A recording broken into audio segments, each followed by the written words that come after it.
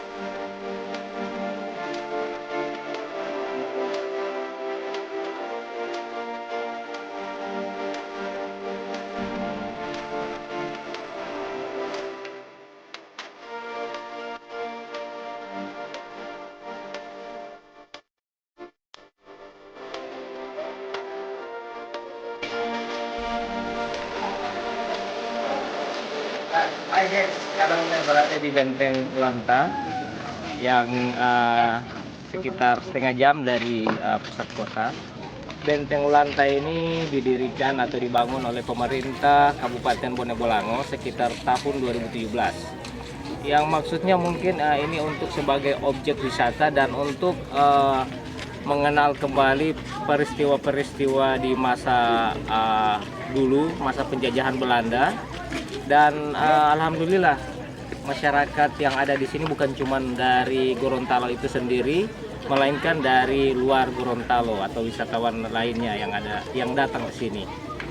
Alhamdulillah saya datang bersama keluarga juga untuk menghabiskan weekend di sore hari. Baik, ikuti terus perjalanan kami.